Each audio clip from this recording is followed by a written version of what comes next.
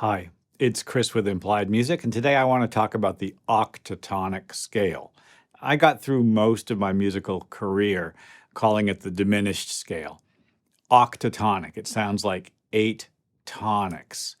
It's great for polytonal music. Let's look at that today.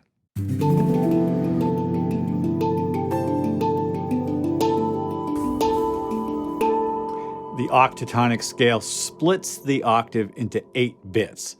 It's a symmetrical scale built of whole and half steps. Instead of 7 steps in like the major scale, you get 8. It would kind of look like this. I'm going to go half step, whole step, half step, whole step, half step, whole step, half step, whole step.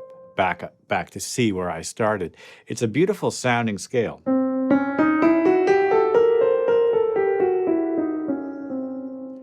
And jazz musicians love it because it's got a unique quality. The scale contains root, third, and seventh of a dominant chord. Well, that's incredibly useful. Now, as it happens, it contains the root, third, and seventh of several dominant chords, doesn't it? Well, I'll show you what I mean. It contains the root, third, and seventh of C7, E flat 7, G flat 7, and A7.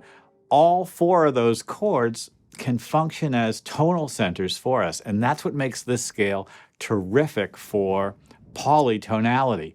We don't know exactly where we are. There's something about symmetrical scales which is unsettling, really useful for cinematic music, for underscoring, for creating tension and anticipation, what is going to happen. Well, with that in mind, I thought to myself, let's make a little orchestral piece. First, very simply, a little melody. I'll show you what I wrote. Here's my melody.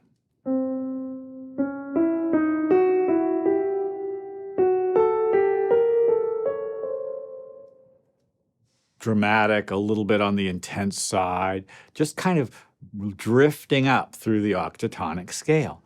And as it happens, those chords harmonize it beautifully. I've dropped in the third and seventh of each of those seventh chords underneath that melody.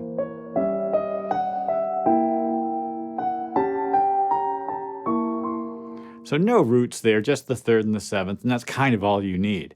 But just so that you can see it, here it is with roots in place.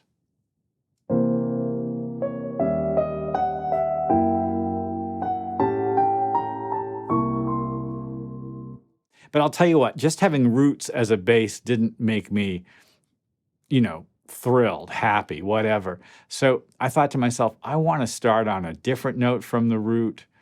I would love it if the bass had a little melody, if it moved in contrary motion. Here you can see exactly what I've created. I take it out of scroll and play because it's a little bit better not to for this context. Listen to the bass moving down.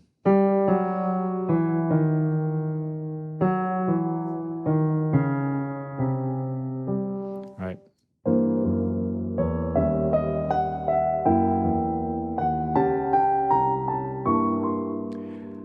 I don't know what key I'm in. It's polytonal, right? Is it going to that? Is it going?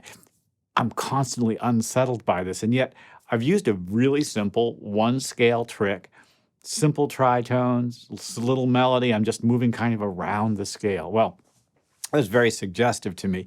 And so I thought I would take the melodic fragments from this and kind of expand it outwards into a very simple orchestral sketch. Now, I just used Albi and Neo to sketch this. This is not a great sample library for actual production, but for moving quickly, and of course for these tutorials, I like to move quickly. It's a great sample library to use. I've got a couple of string lines, winds, brass, percussion, doubled some things with the piano. Let's take a look at it, maybe break it apart a little bit. Okay, we'll play this a couple of times and talk about what's happening, but basically I've taken the melodic fragments and kind of handed them out to the parts. You can see that it begins with a contrary motion figure, and then it's echoed with a couple of other instruments. Some fast material, that's the winds. Well, let's just listen to it and then we'll look at it. Begins in strings.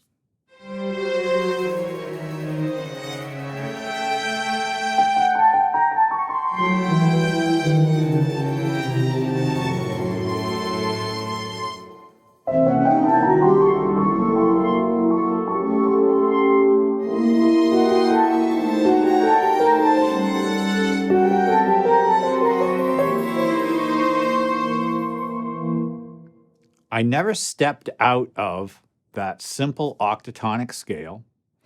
I was thinking more in terms of directions to go, vectors, right? Now, if I stay in that octatonic scale, I can play essentially modally without it sounding tonal. It sounds polytonal. Where's the center? I'm not sure. There really are 4 different centers. You heard the ascent of the melody.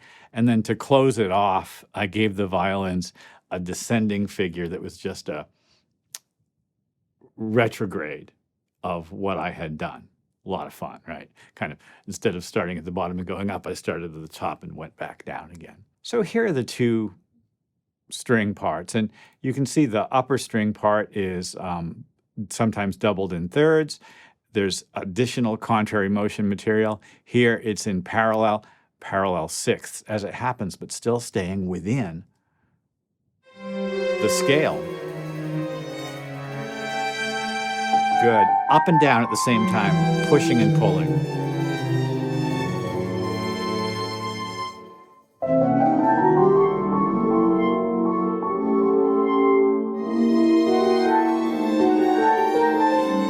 Parallel motion, just kind of planing along. Oh, it's really effective. Now, the winds and the brass do some interesting things together. They're doing the same types of things. Let's look at it right here, because I particularly have some affection for this sound here. The brass ascends root, third, seventh, just in dominant chords, and then it comes down in tritones while the winds have that little double speed figure.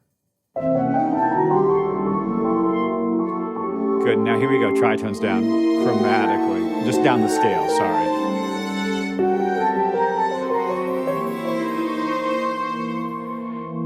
Just falling down the scale in tritones. Of course, tritones play an enormous role in the diminished scale. It's just the way things work.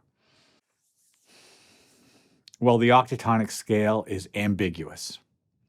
4 tritones in the scale could go 8 different directions, right? Tritone can go any one of 2 different directions.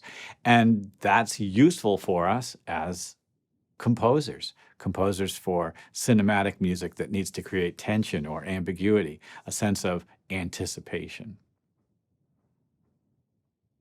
Well, I hope this has been useful. Like and subscribe, ding the bell, you'll be notified when I do my videos. I'll see you next time.